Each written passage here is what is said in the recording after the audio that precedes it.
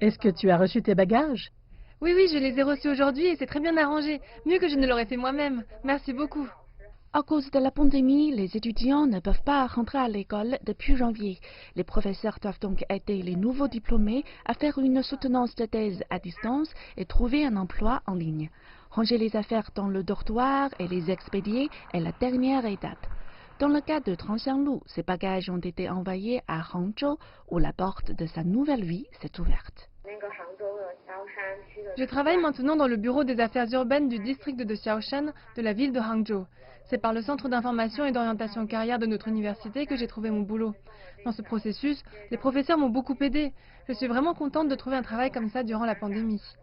Dou Wei est monitrice de l'école d'ingénierie électrique et de formation de l'université agricole de Chine. Dans son école, il y a 6 étudiants venant des districts pauvres de la Chine. Elle les appelle les PP prioritaires. Tran Xianglu est l'une d'entre eux. Elle est issue d'une famille modeste d'un district pauvre de la région autonome du Guangxi. Elle m'a dit que maintenant son salaire était satisfaisant et son entreprise lui a offert un appartement gratuitement. D'ailleurs, tous les 6 étudiants de mon école venant de districts pauvres ont tous trouvé un emploi. Ce n'était pas facile de trouver un emploi face à une pandémie inopinée. Les universités ont fait de leur mieux pour aider les nouveaux diplômés. On collecte et on renouvelle tous les jours les informations de recrutement.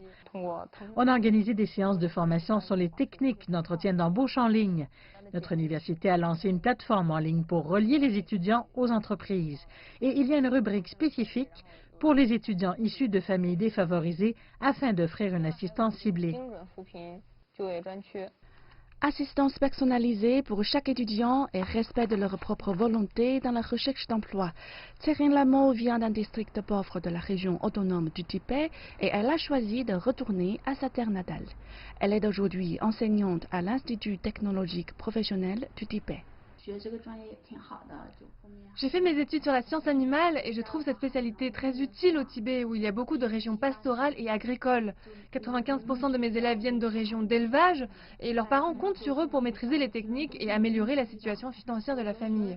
Certains de mes élèves ont l'intention de revenir chez eux et de construire des exploitations d'élevage en utilisant ce qu'ils ont appris.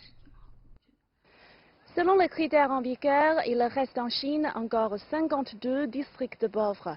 Et cette année, il y a presque 133 000 nouveaux diplômés issus de ces districts. Donc, aider les jeunes diplômés à trouver un emploi est au cœur du travail des autorités locales et des universités. Un jeune employé, toute sa famille sort de la pauvreté. Ma Huiyuan, CGTN français, Beijing.